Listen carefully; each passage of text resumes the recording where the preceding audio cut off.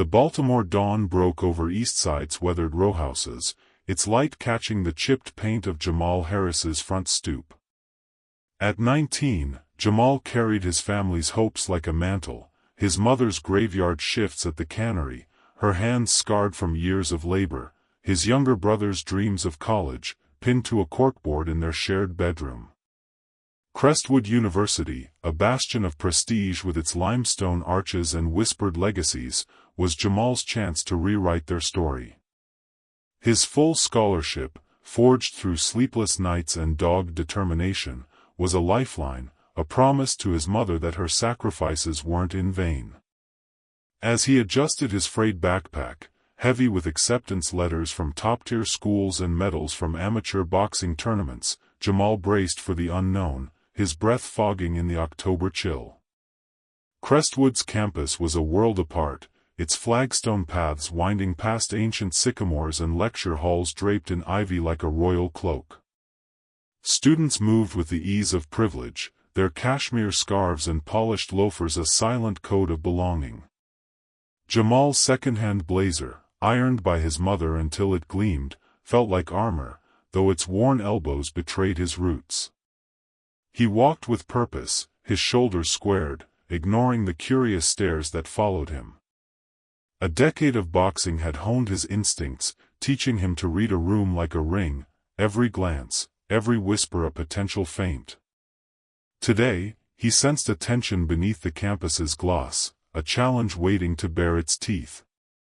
His first class, Advanced Quantum Mechanics, was held in a lecture hall with vaulted ceilings and oak desks polished to a mirror shine. Jamal chose a seat near the front, his notebook open, his pen a steady anchor. The room buzzed with chatter, stories of Martha's Vineyard summers, private tutors, family foundations. When Jamal began writing, the noise faltered, replaced by a hiss from the back. "Must be a charity case," a voice sneered, sharp enough to draw blood. "Wrong school, man." Jamal didn't turn. He knew the speaker, Connor Reynolds, a sophomore whose tailored coat and smug grin screamed inherited wealth.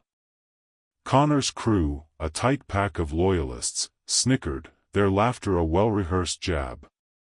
Jamal's grip tightened on his pen, his knuckles paling, but he kept his eyes fixed on his notes. He'd faced worse, street kids who mocked his thrift store kicks, teachers who dismissed his potential with a glance. Those battles had forged his calm, a shield crafted in Baltimore's gritty gyms where boxing was less sport than sacrament. Connor's taunt was a probe, testing for weakness. Jamal wouldn't bite, not yet, not without a plan. Professor Alicia Torres entered, her gray-streaked braid and sharp gaze silencing the room. A physicist of international acclaim, she carried authority like a blade.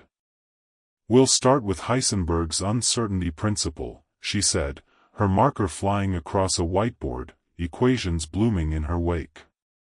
"Who can explain its impact on particle measurement?" The class froze, heads bowing to dodge her scrutiny. Connor leaned back, arms crossed, his smirk daring someone to crash. No hands rose, except Jamal's. Standing, Jamal spoke with precision, his voice steady as he dissected the principle, tying it to quantum entanglement with a clarity that belied his nerves. Torres's stern face softened, a rare nod signaling approval.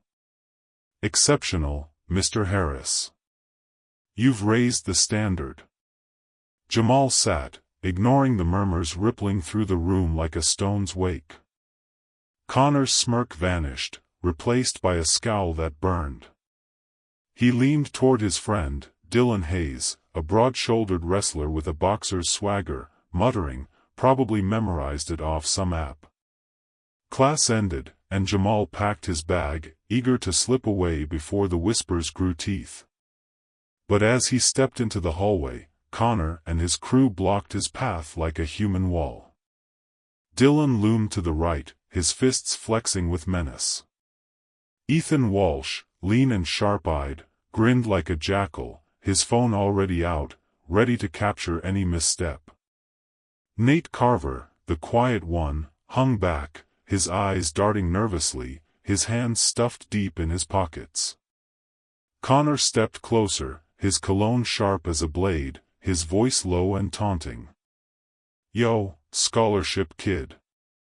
Crestwood's got rules. New guys gotta earn their place." The hallway was a crucible, students slowing to watch, their whispers a soft hum that tightened the air. Jamal stood still, his body relaxed but wired, muscles coiled from years of sparring in gyms where losing meant more than a bruise. He could end this in seconds, a sidestep, a jab, Connor humbled before his posse. But his mother's words anchored him, her voice a lifeline through the noise. "You're there to learn, baby, not to fight." Jamal reached into his pocket, pretending to check a text. His thumb pressed the record button on his phone. "I'm just here to study," he said, locking eyes with Connor, his voice even, unshaken. "Same as you." Connor's grin twisted, his eyes narrowing to slits. "Same as us? Nah, man. You're not Crestwood material." Dylan edged closer, his shadow swallowing Jamal's, his breath hot with threat. Ethan laughed, a high-pitched cackle that echoed off the marble walls. Nate glanced at the ceiling, as if searching for salvation, his fingers twitching in his pockets. Jamal's stance shifted subtly, his weight settling onto his toes, his body ready to pivot, to flow like water around stone. But before the tension could ignite, Maya Chen appeared, a junior with a notebook under her arm, her camera lens glinting, a reporter for the Crestwood Chronicle. "Everything okay here?" she asked, her tone light but her phone angled, its screen glowing with the telltale shimmer of a recording app. Connor's jaw clenched, his grin tightening like a snare. "Just welcoming the newbie, Maya. No drama." He signaled his crew with a flick of his wrist, and they retreated, their laughter forced, brittle as dry leaves. Maya gave Jamal a quick nod, her eyes sharp with understanding, before continuing down the hall. Jamal exhaled, his fingers easing off the record button, the soft click of victory in itself. He'd dodged a skirmish, but the war was just beginning, and he knew it would demand more than fists to win. The next month was a gauntlet of slights, each one a calculated cut. Flyers appeared on Jamal's locker, scholarship criteria highlighted in red, as if to scream his unworthiness to the world. Whispers trailed him through lecture halls, a chorus of doubt, diversity pick. He's gotta be flunking by now.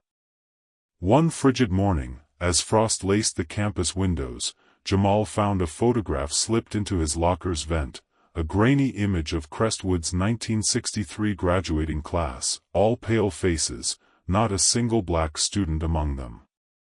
His stomach twisted, the message as clear as a fist: "You don't belong here." As he studied the photo, its edges curling with age, Maya emerged from the corridor's shadows, her steps silent, her camera bag slung low. "They did this to my brother," she said, her voice low, trembling with a pain she didn't bother to hide. 3 years ago. Scholarship kid from Philly. They broke him, fake rumors, slashed tires, notes in his dorm. He left after 1 semester. She handed Jamal a folder, its pages yellowed and dog-eared, photos, emails, handwritten notes about Sigma Tau, Connor's fraternity. For 6 decades, Sigma Tau had been Crestwood's gatekeeper, upholding a tradition that meant keeping the campus a sanctuary for the wealthy, the connected, the white. "Connor's dad funds the new science wing," Maya added, her eyes dark with warning. "That's why they're untouchable." Jamal slipped the folder into his bag, his jaw set, his fingers brushing the cold metal of a boxing medal inside, a reminder of battles won. "Not untouchable," he said, his voice quiet but ironclad. just unchallenged. Maya's eyes flickered with a mix of hope and fear, her lips parting as if to argue, but she nodded instead, a silent pact forming between them. "Be smarter than my brother was," she said, her voice barely above a whisper. "They don't forgive." Jamal met her gaze, his nod a vow, not just to her, but to himself, to his mother, to every kid who'd ever been told they weren't enough. He wasn't blind to the odds. Baltimore had schooled him in survival, cops who profiled him at 12, store clerks who trailed him like a thief, classmates who sneered at his mother's calloused hands. But Connor's crew was a different beast, their cruelty cloaked in wealth, their power woven into Crestwood's very bones. Jamal began watching them, studying their patterns like a boxer analyzing a rival's tape. During lunch, he sat alone, his tray of meatloaf and mashed potatoes untouched as he observed Connor's table, a throne in the cafeteria's heart. The space was Crestwood's arena, its unspoken hierarchy laid bare, Connor at the center, his friends orbiting like planets, their laughter a blade that cut deep.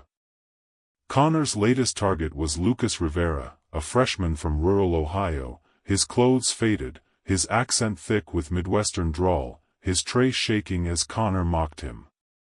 "What's this, tractor slop?" Connor said, flicking Lucas's cornbread, sending crumbs scattering. "Crawl back to your barn, kid." Lucas's eyes dropped, his shoulders curling inward, his face burning with shame. Jamal's fork froze midair, his pulse hammering, his muscles tensing with the urge to stand, to shield Lucas, to end Connor's reign with a single look. But boxing had taught him timing, rage was a trap, a way to lose before the first punch landed. He pulled out his phone, his fingers steady as he typed, "Connor targets freshman. Lucas, rural, quiet. Public humiliation. Pattern." Lucas fled, his tray abandoned, his sneakers squeaking on the polished floor. Jamal added, "Find Lucas. Check in." He couldn't fight every battle, but he could choose the ones that mattered, the ones that built to something bigger. That evening, Jamal found Lucas outside the library, slumped on a bench, his hands twisting a frayed hoodie string. "You good?" Jamal asked, keeping his distance to avoid spooking him, his voice low, grounded by his Baltimore cadence. Lucas flinched, then nodded, his voice barely audible, cracked with defeat. "Yeah. I'm fine." Jamal sat, offering a quiet presence, the kind he'd craved at Lucas's age when the world felt too big, too cruel. "They're loud, but they're not invincible," he said, his words deliberate, planting a seed. Lucas's eyes met his, a spark of trust flickering in their depths, fragile but real. "You really believe that?" Lucas asked, his voice trembling, his fingers stilling on the string. Jamal nodded, a half-smile breaking through, his eyes steady. "I know it." It was a small moment, a foothold in a steep climb, but Jamal knew small wins were the foundation of greater ones. In the library's dim stacks, where the air smelled of old paper and dust, Jamal overheard Connor's crew scheming. They sat at a corner table, laptops open, their voices low but sloppy, their arrogance blinding them to the world beyond their bubble. "He dropped 20 grand for a midterm paper," Ethan said, chuckling, his voice sharp with glee. "Easiest cash yet." Connor leaned back, his grin wide as a kingpin's, his fingers drumming a rhythm of power. "Let the trust fund babies pay. We deliver the grades." Nate, the nervous one, glanced around, his fingers twitching, his eyes darting to the shadows. "Keep it down, man. Someone might hear." Connor waved him off, his laugh a blade. "Relax, Nate. No one's got the balls to snitch." Jamal, hidden behind a row of leather-bound journals, froze, his heart racing, not with fear, but with clarity, a sudden sharpening of purpose. This wasn't just bullying, not just petty cruelty. It was a racket, a cheating ring, with Connor at its helm, a spider spinning a web of corruption through Crestwood's halls. He opened his phone's note app, his fingers flying, steady despite the adrenaline. Cheating network. Papers, exams, payments. Connor leads. Ethan brags. Nate scared. Dates, times, names, sums. He added snippets of their conversation, each word a brick in the case he was building, his mind racing with the implications. Jamal knew he was stepping into a firestorm, but boxing had taught him to strike when the opponent's guard was down, to wait for the moment when arrogance left them blind. He became a shadow investigator, moving through Crestwood's corridors with a boxer's grace, his senses attuned to every detail. He snapped photos of group chats Ethan left open during lectures, their texts detailing prices for essays, test answers, even lab reports, the numbers staggering, $5,000, 10, 20. He recorded Connor's boasts in the cafeteria, his voice carrying over the clatter of trays, each word a nail in his own coffin. He tracked a teaching assistant named Derek Patel, a grad student whose late-night meetings with Dylan hinted at a pipeline to certain professors, graded papers swapped for cash in quiet corners of the library. Every file went into a cloud drive, encrypted with a password Jamal changed daily, triple backed up to servers he'd learned to secure in a high school coding club. He wasn't naive, he knew exposing Connor could cost him his scholarship, his dreams, his place in a world that barely wanted him. But silence was a heavier price, one he refused to pay. Maya became his ally, their partnership forged in late-night meetings in a deserted study room, her camera bag a constant companion, her eyes scanning the door for eavesdroppers. "I've been digging into Sigma Tau," she said one night, sliding a USB drive across the table, its weight heavy with secrets. Bank records, alumni emails, a list of donors who've shielded them for years. Connor's dad's got the dean on speed dial, and his uncle's a senator. Jamal took the drive, his expression grim, his fingers brushing the cool plastic as if it held a live wire. "They're not gods," he said, his voice low, resolute. "They're just loud." Maya hesitated, her fingers tracing the camera strap, her eyes distant with memory. "My brother tried to fight them," she said, her voice cracking, raw with old wounds. "They smeared him, fake drug charges, hacked his email, spread rumors he stole from his roommate. He lost his scholarship, his confidence, everything. Promise you'll be smarter, Jamal." Jamal met her gaze, his nod a vow, not just to Maya, but to his mother, his brother, every kid who'd ever been pushed out, erased. "I promise," he said, his voice steady, a quiet fire burning beneath the words. It was a commitment to play the game on his terms, to fight with his mind as much as his fists, to win not just for himself but for those who'd come before, those who'd follow after. Jamal's investigation uncovered more than a cheating ring, it revealed Crestwood's underbelly, a network of favoritism that ran deeper than Sigma Tau. He overheard professors joking about legacy points in grading, advisors steering plum internships to connected students, administrators burying complaints about fraternities under piles of paperwork. One afternoon, in a quiet corner of the registrar's office, he caught a secretary muttering about orders from above to ignore a report against Sigma Tau for hazing. Jamal recorded it, his phone hidden in his sleeve, the audio joining his growing archive, a mosaic of evidence that painted a picture bigger than Connor, bigger than Delta Rho, a system rigged to protect its own. To stay grounded, Jamal called home each evening, his mother's voice a tether through the static of a cheap phone plan. "You eating enough, baby?" she'd ask, her exhaustion masked by warmth, her pride fierce despite the miles between them. "They treating you right up there?" Jamal lied, saying classes were tough but manageable, sparing her the truth about Connor's taunts, the flyers, the photo that had shaken him more than he'd admit. He couldn't burden her, she'd given too much, worked too many doubles, to hear him falter.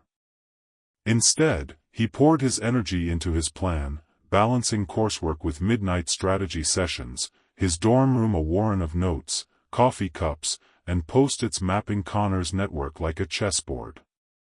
He also reached out to Lucas, inviting him to study sessions in the library's quiet corners, where the hum of fluorescent lights felt like a sanctuary. Lucas was wary at first, his trust battered by weeks of harassment, his eyes scanning for threats even in the stacks. But Jamal's patience, his easy humor, wore him down. "Why you helping me?" Lucas asked one night, his pencil hovering over a physics problem, his Ohio drawl thick with doubt. Jamal shrugged, a half-smile breaking through, his Baltimore cadence warm. "'Cause someone helped me once. Gotta pass it on, right?" Lucas nodded, a flicker of resolve in his eyes, and they bent over their books, the silence between them a bond forged in shared struggle. It was a small victory, but Jamal knew small wins built to bigger ones, like punches adding up in a long round. Jamal didn't stop at Lucas. He noticed other freshmen, quiet kids, scholarship students, those who sat alone in the cafeteria, their trays a shield against the world. There was Aisha, a girl from Detroit with a knack for coding, her braids tucked under a headscarf, her eyes wary but bright. There was Carlos, a transfer from Miami, his accent a mix of Cuban and street, his hands quick with a sketchpad. Jamal started a study group, informal at first, just a table in the library where they could work without judgment. Word spread, and soon 10 students showed up, then 15, their voices a mix of accents and stories, their presence a quiet rebellion against Crestwood's cliques. Jamal didn't lead so much as guide, his questions sparking debates, his encouragement lifting shoulders that had slumped too long. He wasn't building an army, he was building a community, one problem set at a time. The turning point came one icy November morning in the campus gym, where frost clung to the windows like lace. Jamal was deep in his routine, the rhythmic clank of weights his meditation, his breath steady as he moved through shadowboxing drills, quick jabs, fluid footwork, the dance of a fighter who'd learned to survive on instinct and grit. The gym was his haven, a place to hone both body and mind, to silence the noise of Crestwood's whispers. He didn't notice the eyes watching from the entrance, their intent sharp as a knife's edge, until the door slammed open. Connor and his crew swaggered in, their laughter slicing through the hum of treadmills, loud and deliberate, a challenge thrown to the room. "Look at this," Connor called, pointing at Jamal, his voice carrying over the clatter of weights. "Scholarship kid thinks he's Tyson." The gym quieted, students pausing their workouts, their eyes flicking between Connor and Jamal, sensing a storm. Jamal ignored him, continuing his set, his movements precise, his breath even, but the air grew heavy, charged with the promise of conflict, the kind that drew blood or changed fates. Connor, emboldened by the crowd, strode closer, his sneakers squeaking on the polished floor, his posture all swagger and threat. "What's wrong, newbie? Too scared to throw down?"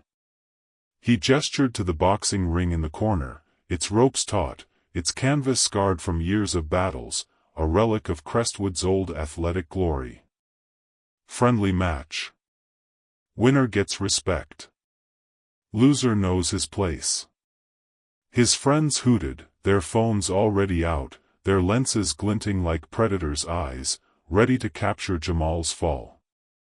Jamal set down his weights, wiping sweat from his brow with a towel, his movements slow, deliberate. He looked at Connor, his voice low but firm, cutting through the noise like a bell before a round. "You sure about this?" Connor laughed, peeling off his jacket to reveal a physique sculpted by private trainers, his arms corded with muscle from years of paid coaching.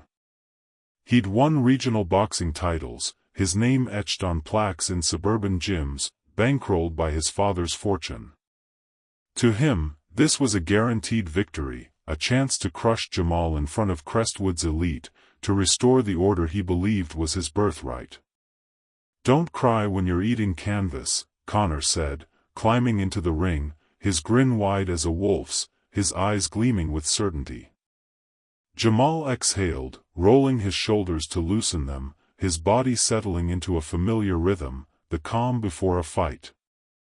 Since age 9, he'd trained in boxing, not for trophies but for survival, dodging punches in Baltimore's roughest gyms, learning to read an opponent's ego, to turn their arrogance into a blind spot that left them open. He stepped into the ring, his sneakers soft on the canvas, his movements calm, deliberate, his presence quiet but unyielding. The crowd swelled, freshmen and seniors alike, their phones recording, a sea of screens capturing the moment, their voices a low hum of anticipation. Lucas stood at the edge, his hands shaky but live-streaming, his jaw set with a defiance that hadn't been there weeks ago. Maya slipped in quietly, her phone filming from a corner, her presence a silent vow of support, her camera a weapon as potent as Jamal's fists. A student acting as referee, a wiry junior named Malik who'd boxed in high school, rang a makeshift bell, the clang sharp in the tense air. Connor charged, his right hook textbook sharp, aimed at Jamal's jaw, a punch meant to end things fast. But Jamal was gone, sidestepping with fluid grace, his body a blur, his feet dancing on the canvas like water over stones. The crowd gasped, a ripple of surprise spreading, their phones tilting to follow. Connor swung again, frustration mounting, his punches wilder with each miss, his breath coming in angry huffs, his face reddening with effort. Jamal moved like smoke, his eyes tracking Connor's every flinch, every overreach, his body flowing around the attacks, untouchable, a shadow in the ring's harsh light. The crowd's murmurs grew louder, a mix of awe and disbelief, their voices rising, some cheering, others stunned. Lucas's live stream surged, viewers piling in, their comments a flood. "Who is this dude? Connor's done." Jamal stayed focused, his mind clear, his body a machine of precision. When Connor lunged, leaving his side exposed, overconfident in his power, Jamal struck, a swift jab to the ribs, not hard enough to injure but enough to unbalance, followed by a gentle push, a controlled move that sent Connor to the mat, his knees buckling, his face a mask of shock as he stared at the ceiling, his breath ragged, his world upended. The gym erupted, cheers and shouts echoing off the concrete walls, the sound a tidal wave that shook the rafters. Connor scrambled to his feet, his face crimson with humiliation, his fists clenched as if to swing again, his eyes wild with the need to reclaim his throne. But Jamal offered no taunt, no smirk, just a nod, calm and final, his eyes steady, his presence a quiet rebuke. He stepped out of the ring, the crowd parting for him, their phones still recording, their voices a mix of awe and respect, a few clapping as he passed. Lucas's live stream exploded, trending under #ScholarshipSlaysPrivilege, the hashtag a spark that lit up X, comments pouring in, "This kid's a legend." Connor got wrecked. Jamal saw the notifications lighting up his phone as he grabbed his bag, but he felt no thrill, no urge to gloat. He knew Connor's wounded pride would hit back harder than any punch, and he needed to be ready for the counterattack. The video's spread wasn't just noise, it shifted something in Crestwood's air. Students who'd avoided Jamal's eyes now met them, some with curiosity, others with a flicker of solidarity. Aisha, the coder from Detroit, sent him a message on X, saw the fight. You're the real deal. Carlos, the artist from Miami, sketched a quick cartoon of Jamal in the ring, posting it with a fist bump emoji. Even Malik, the referee, stopped him outside the gym, his grin wide. Man, you move like water out there. Respect. Jamal nodded, his smile tight, grateful but wary. He hadn't fought for fame, he'd fought to survive, to carve a space where he could breathe. But the attention was a double-edged sword, one that could cut both ways. The next morning, Jamal entered the physics classroom with his senses on high alert, the weight of the viral video trailing him like a ghost. Students whispered as he passed, their eyes a mix of admiration and skepticism, some phones flickering as they rewatched the fight. Professor Torres stood at the podium, her voice slicing through the chatter like a scalpel. Your midterm project is a team effort, worth 40% of your grade, she announced, her eyes sweeping the room, missing nothing. She read the pairs, her tone flat but deliberate, pausing at Jamal's name. Harris, you're with Reynolds. A murmur rippled through the class, heads turning, the air crackling with anticipation. Connor's glare was a furnace, his knuckles white against his desk, his jaw set like stone, but Jamal met it with a nod, his expression unreadable, his calm a deliberate weapon, or refusal to bend. After class, Connor cornered Jamal in the computer lab, the room empty save for the hum of cooling fans, the servers blinking like silent sentinels. Listen, scholarship, Connor hissed, his voice low and venomous, his breath hot with rage, his eyes wild with the need to reclaim control. You might have got lucky in that ring, but one call from my dad to the dean, and you're gone. Erased. Back to whatever hole you crawled out of. Jamal didn't flinch, his pulse steady as he opened his laptop, his fingers calm as he pulled up a folder, screenshots of group chats, audio files of Connor's boasts, a cloud drive packed with evidence of the cheating ring, each file a dagger meticulously sharpened. Funny, Jamal said, his tone even, his eyes locked on Connor's, unyielding. I've got some calls to make too. Connor's eyes widened, a flicker of panic breaking through his bravado, his face paling as the reality hit. Then, in a flash of desperation, he lunged for the laptop, knocking over a chair, the crash echoing in the quiet lab like a gunshot. Jamal stepped back, hands raised to avoid escalation, his movements precise, controlled, his body a study in restraint. The lab's security cameras whirred overhead, their red lights blinking like silent judges, capturing every second. Amy Tran, the lab assistant who'd been rewiring a server in the corner, stood up, her presence small but unyielding, her glasses glinting in the fluorescent light. It's all recorded, she said, pointing to the ceiling, her voice soft but steady, her eyes fixed on Connor, unafraid. He froze, his chest heaving, his hands shaking as he realized he'd crossed a line he couldn't uncross, his empire teetering on the edge of collapse. Jamal watched Connor's face cycle through emotions, rage, fear, shame, his silence louder than any shout. You don't get it, Connor muttered, his voice cracking, his eyes darting to the cameras, to Amy, to the laptop he couldn't touch. This place, it's mine. My family built it. Jamal tilted his head, his voice quiet but piercing. Maybe. But it's not yours to break. Connor flinched, as if the words were a jab he hadn't seen coming, and for a moment, he looked small, stripped of his armor, a kid who'd never learned to lose. Connor didn't fold, he lashed out, his desperation morphing into a new attack, one that struck deeper than Jamal had anticipated.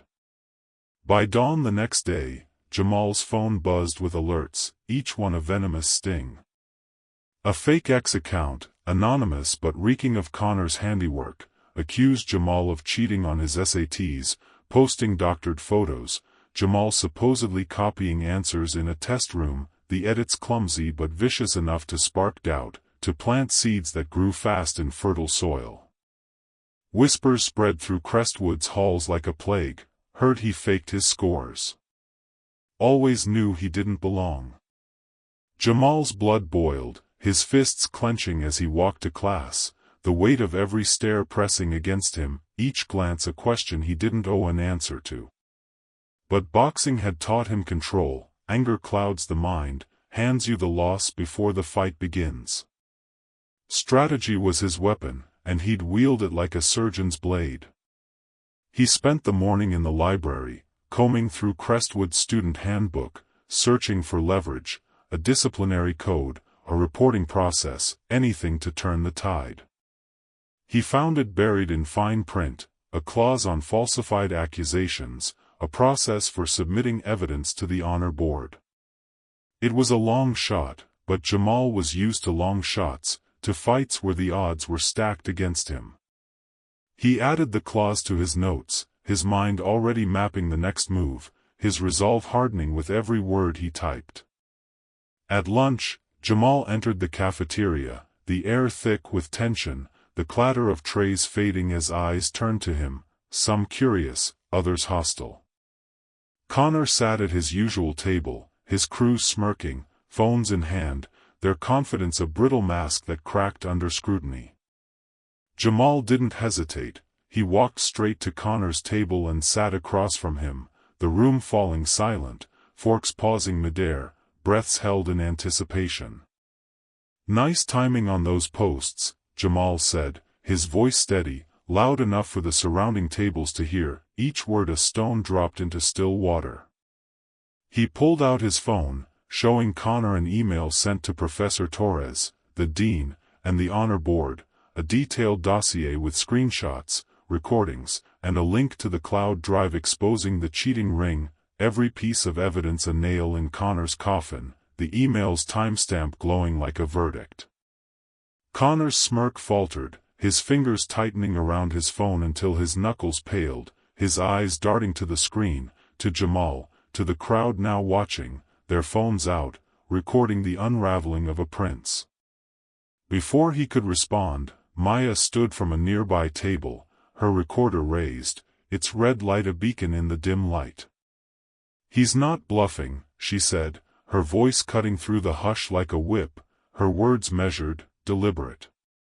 "I've got interviews with 22 students you scammed, names, dates, bank transfers, receipts." Lucas rose too, his hands steadier now, his eyes fierce with a courage he'd earned. He played a video on his phone, Connor's voice unmistakable as he bragged about rigging grades for cash, his laughter tinny through the speaker, a confession that echoed in the stunned silence. The cafeteria buzzed with shock, students leaning closer, their own phones out, capturing the moment, their voices rising in a tide, some shocked, others vindicated, a few angry at the betrayal of a system they'd trusted. Dylan and Ethan exchanged glances, their loyalty fracturing like ice, their faces paling as the crowd's eyes turned to them. Nate bolted for the door, his fingers fumbling to delete messages, his sneakers squeaking in his haste, his exit a confession of its own. Connor's hands trembled, his voice cracking as he stammered, "You're bluffing. You've got nothing, nothing." But his eyes betrayed him, wide with panic, searching for an ally, a lifeline, and finding only judgment. Jamal leaned forward, his eyes unwavering, his presence a quiet storm that filled the room. "I don't bluff," he said, each word a stone, heavy with truth. "I prepare." He paused, letting the words sink in, then added, softer but no less firm, "And I'm not the only one watching."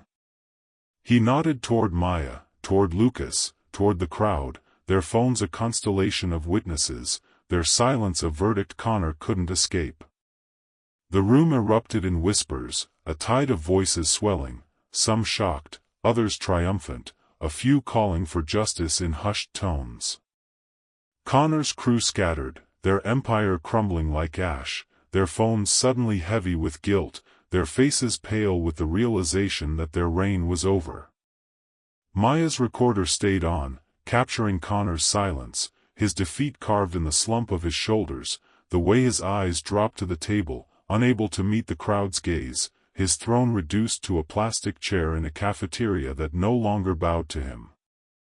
That afternoon, Jamal stood by his bike in the parking lot, the campus quiet as classes ended, the autumn air sharp with the scent of fallen leaves and change. Connor appeared, alone, his usual swagger stripped away, his designer coat hanging loose on his frame, his face haggard, his eyes red with something deeper than anger, shame, perhaps, or the dawning weight of consequence. "You think you've won?" he snarled, his voice breaking, raw with a vulnerability he couldn't mask. "My dad's name is on the damn science building. You're nobody, Harris, just a blip." He lunged, swinging a desperate punch, his form sloppy, fueled by panic rather than skill, his arm trembling with the weight of his unraveling world. Jamal sidestepped with ease, his body flowing around the attack like water, letting Connor stumble into a puddle, the splash loud in the stillness, the cold water soaking his tailored pants.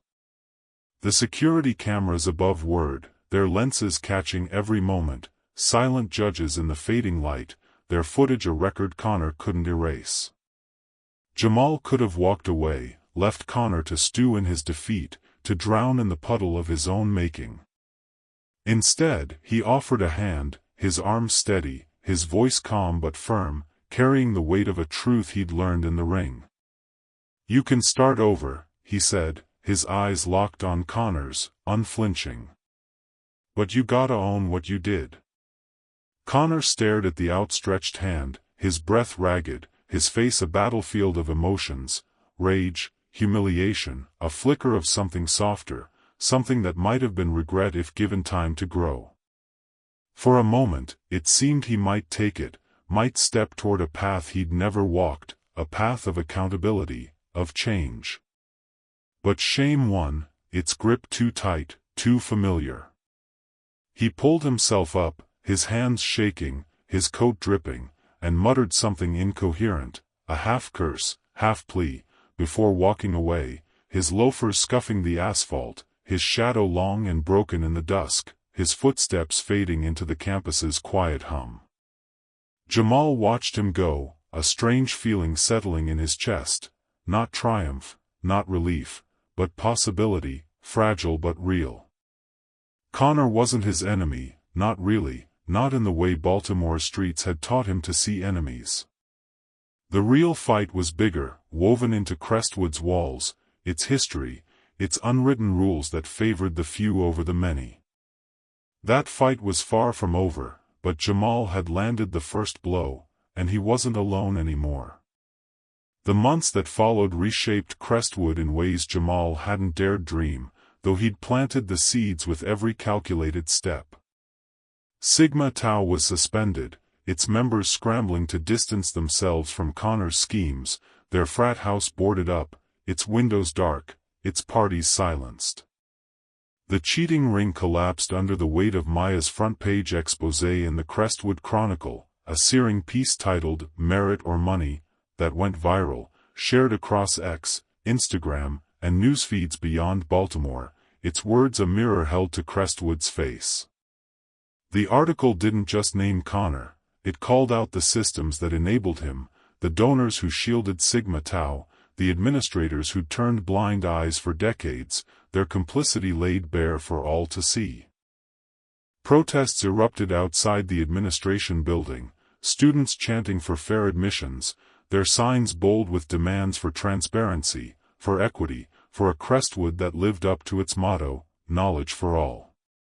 The dean, cornered by public pressure and a flood of media inquiries, announced sweeping reforms, expanded scholarships, mandatory diversity training, an independent audit of fraternity conduct, a task force to review admissions biases. It wasn't a revolution, Jamal knew, systems don't crumble overnight, but it was a crack in the fortress, a breach that let light in, that made room for voices long silenced. Jamal's role wasn't shouted from rooftops, but whispers carried his name through Crestwood's halls, a quiet legend taking root. "That's the guy who took down Connor," students murmured, their tones a mix of awe and curiosity, some offering nods in passing, others shy smiles, a silent thank you for shifting the ground they walked. Jamal didn't seek the spotlight, he'd never fought for fame, only for a place to stand, but he felt the change, subtle but seismic, like a city waking after a long sleep. Professor Torres called him to her office one crisp December afternoon, her usual sternness softened by pride, her eyes warm behind her glasses. "Your project with Reynolds is exceptional," she said, sliding a folder across her desk, its pages marked with red ink and praise, a blueprint for quantum research that had stunned her team. "More than that, you've shown integrity, Mr. Harris. I want you on my research team at CERN next summer. Your mind belongs on the world stage." Jamal blinked, the words sinking in slowly, his throat tight with emotion, his hands gripping the folder to steady himself. "Thank you, ma'am," he managed, his voice thick, the weight of her trust heavier than any medal, any victory. The offer was more than recognition, it was proof that his mother's sacrifices, his brother's faith, his own endless nights hunched over books in a flickering kitchen light weren't in vain. Maya became a campus force, her exposé earning her a National Journalism Award, her name whispered in newsrooms as a talent to watch. She launched a student equity council, its meetings packed with voices once muted, freshmen, transfers, kids from places like Jamal's Baltimore, their stories weaving a tapestry of resilience. Lucas found his footing, his rural drawl no longer a source of shame but a badge of pride, his confidence blooming like a flower through concrete. He started a tutoring group for first-generation students, teaching physics and grit in equal measure, his once shy smile now a beacon that drew others in, his sessions packed with kids who saw themselves in him. Amy, the lab assistant who'd spoken up in the computer lab, joined the council, her quiet courage inspiring others to stand, her voice steady where it had once trembled, her glasses no longer a shield but a lens for change.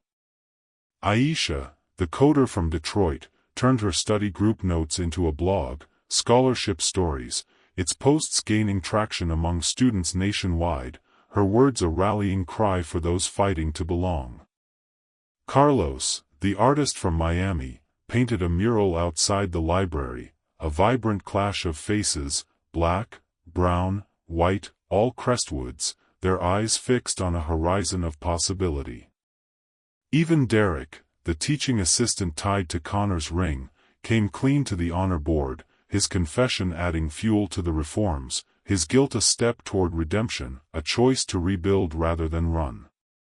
Jamal's nights grew quieter, his dorm room no longer a war room of evidence and plans but a space for study, for reflection, for the music he loved, Kendrick's beats low through his earbuds, grounding him. He called home more often, his mother's voice a balm after long days, her laughter brighter now that she knew about CERN. "You did that, baby," she said, her pride fierce, her tears audible through the phone. "You." Jamal didn't tell her about Connor, about the fight still simmering beneath Crestwood's surface, the whispers that followed him, some grateful, others wary.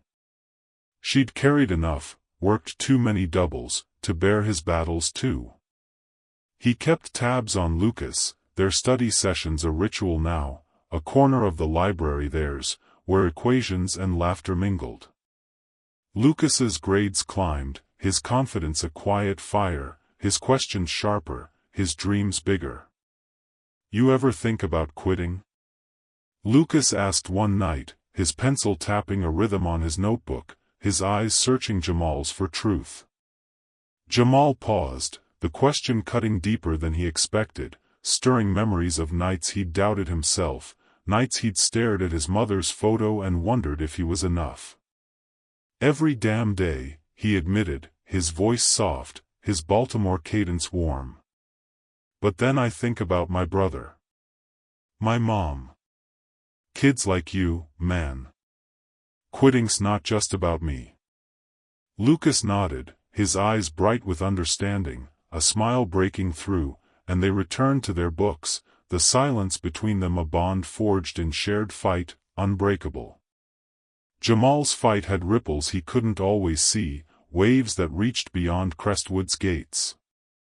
Aisha's blog caught the eye of a nonprofit, landing her a grant to mentor Detroit teens in tech, her voice growing louder, her headscarf a crown.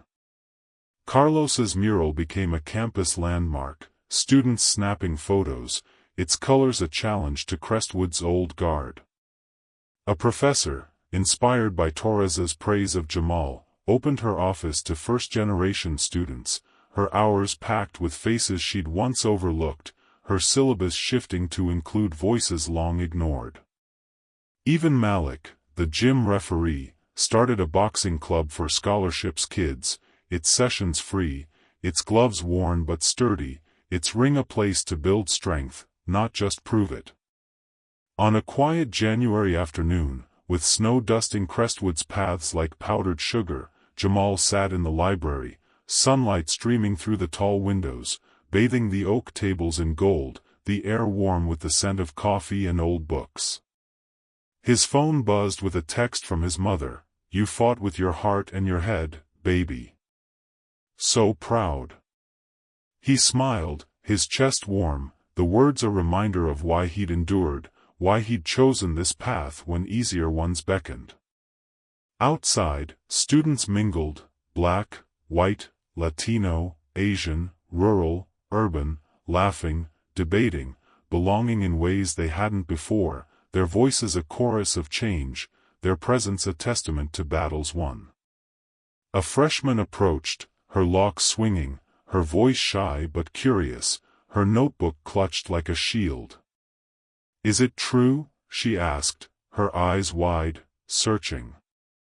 "What they say about you changing things?" Jamal glanced around, at students sharing notes across tables, at Connor scribbling equations alone, his old crew gone, his focus new, fragile but real. He saw Lucas tutoring a nervous kid, his Ohio drawl strong, unapologetic, his hands steady as he explained a graph. He saw Maya planning her next article, her camera ever ready, her pen a sword. He saw Amy laughing with friends, her quiet strength no longer hidden, her glasses glinting with purpose. He saw Aisha typing furiously, her blog a beacon for others, her headscarf bold against the library's muted tones. He saw Carlos sketching in a corner, his mural's colors alive in his hands, his art a bridge between worlds. "I didn't change nothing," Jamal said, his voice soft but sure, his Baltimore edge grounding every word, his smile a quiet fire. "We all did." He paused, letting the truth settle, then added, "And we're just getting started."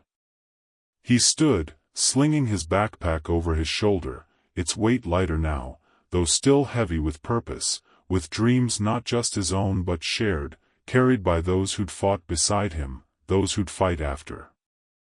He stepped into the crisp air, the campus alive with voices, with possibility, the snow crunching under his sneakers like a promise kept. Crestwood's gates loomed ahead, their iron gleaming in the winter light, no longer a barrier but a threshold, a doorway to a world he was helping to shape. Jamal didn't need to fight to belong, he'd shown everyone they could too, and in that truth, in the small moments that built to something vast, he found his victory, not just for himself but for every kid who'd walk these paths after him, their heads high, their dreams unbroken, their voices loud enough to shake the stars.